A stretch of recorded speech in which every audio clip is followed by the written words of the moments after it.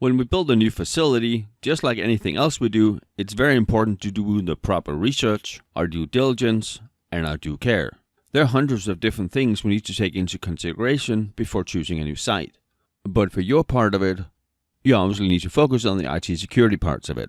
When we talk about site selection, if the exams mention greenfield, just understand it's a site that's not yet built, it's undeveloped land. We might also consider the topography of the area. That's the physical shape of the landscape, the hills, valleys, trees, streams, anything that can make us less or more secure. This is often considered in a military setting, where we can use it to our advantage, sometimes change the topography to make the area and the site more secure. For our part of it, we need to consider how reliable is the power in the area.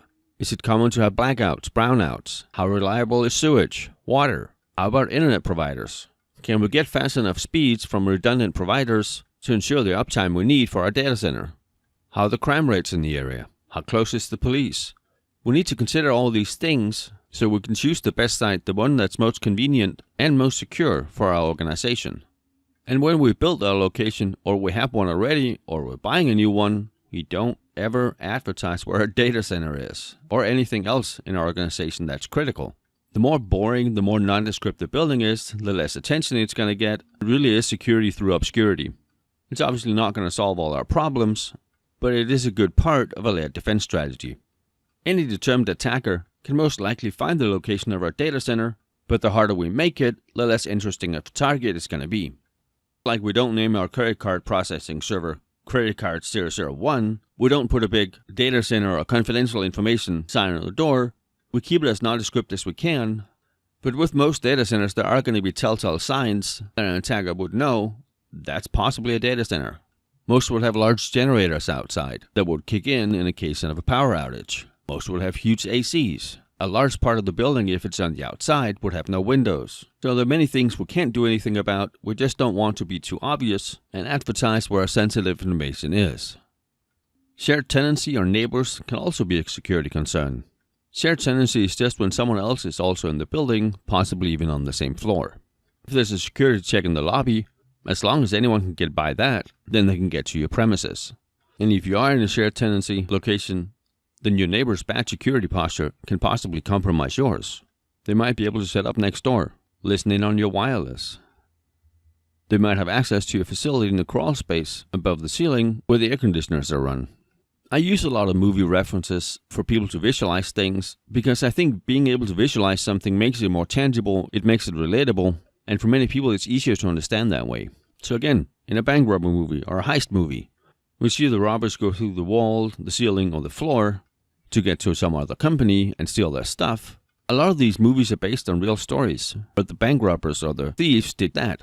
They got through a wall, a ceiling, a floor to get to another company because the company above or below didn't have the same security posture that the one they were targeting did. In shared tenancy, it's also common to have shared wiring closets. That means that the other tenants could have access to your network. You can lock it down as much as you can. It's still a big security concern.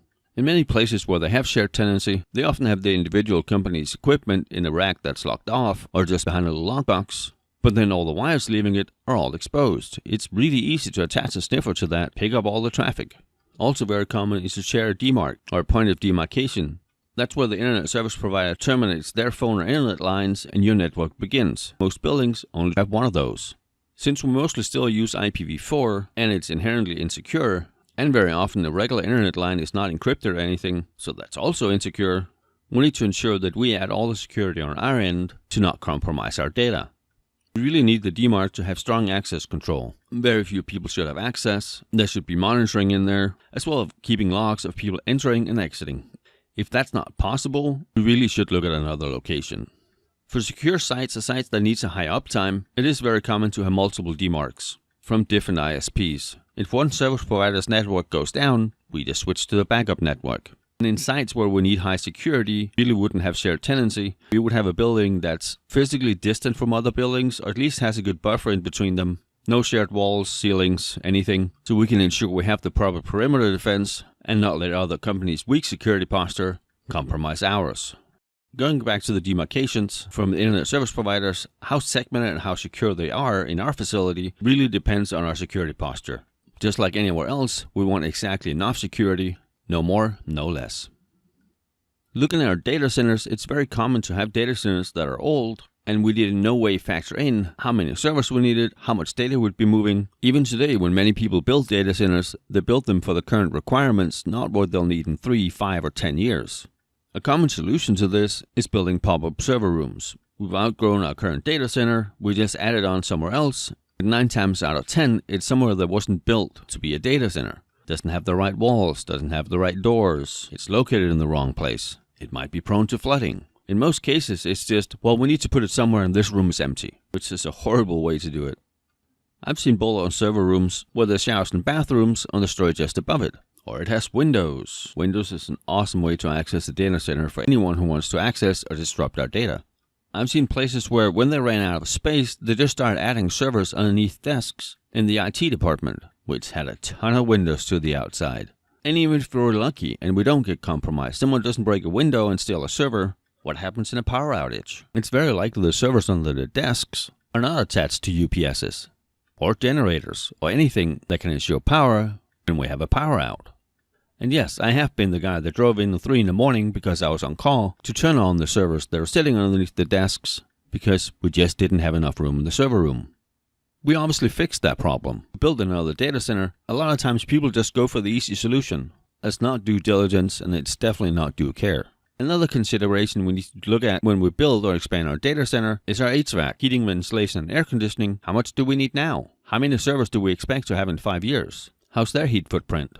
We should at least have 2 HVAC units, but preferably more, and each of them should, again preferably, be able to support the entire data center's use. I've worked in a data center where we did have 3 HVAC units, but the amount of servers we had in the data center actually needed more. We could just barely keep up with all 3 running at full capacity all the time. The data center was located in an area that gets really hot in the summer, 115 Fahrenheit or 45 Celsius, and we had an AC break. We were so lucky it happened in the winter. Had it happened in the summer, we would have started shutting servers down and only keeping the critical ones up to ensure we had enough cooling. And this is often how stuff gets done in the real world. It's a reactive approach. Something breaks, something horrible happens, and then we put in a fix for that. But we ignore the 10 other things we know we really should do something about. However, for the system exam, you live in a perfect world. We have the time, the money, senior management's support, and we can do what we actually need to fix things. We also need to consider the natural events that can take place in the area we're located in. Is it common to have hurricanes, floods, tornadoes, earthquakes? And if one or more of those common there, is it feasible for us to build the data center there, or should we look at an entirely different location?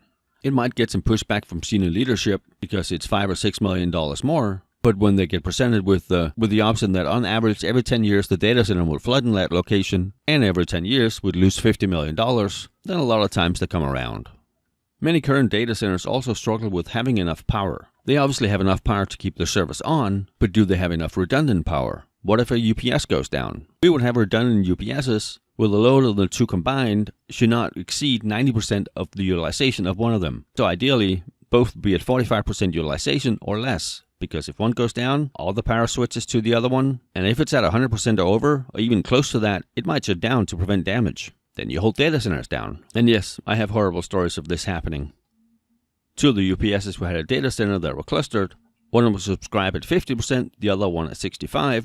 One went down, the other one shut down to preserve itself, and half the data center was without power. And that really is a big part of our job. We have to be that 3-year-old that asks, what if this? What if this? What if this? Is that enough?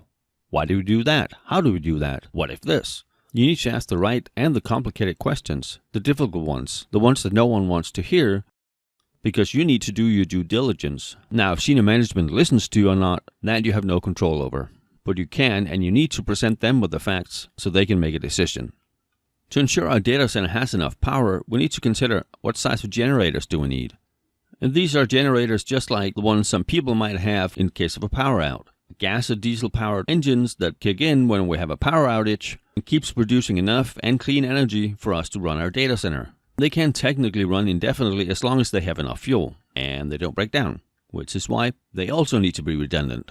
On top of the generator, we also want large UPSs or uninterruptible power supplies. These are giant battery banks, some of them with hundreds of car batteries, just one giant battery. If the outside power goes down, they take over right away. And at the same time, the generator kicks in. We could probably be okay for half an hour or an hour, just the generator, or just the UPS. But many power outs are longer than that. It's part of our layered defense. But there really is no point in taking the chance. And then obviously we need to figure out what we're going to do in case of a fire. Do we have dry or wet pipe? We're going to cover fire suppression a lot more in one of the later chapters. For our data centers and server rooms, we need to take it into consideration. And a dry pipe is really what it sounds like. There's no water in the pipes above the servers. It's stopped to some valve further down the line. Whereas wet pipe, there's water all the way up to the sprinkler. Over a server could probably be dangerous. But if the sprinkler head starts leaking.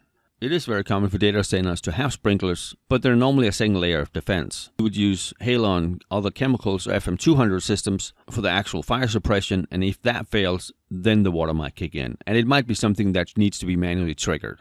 We will also have fire extinguishers in the data center. Fire extinguishers that are rated for electrical fires. I'll leave it here for now on the fire suppression. We will go much more in depth on that in one of the later chapters. The more we get into this, you can see how important the research and the planning is to ensure that we covered all the bases. We went through all the considerations before we build, before we expand, before we really do anything.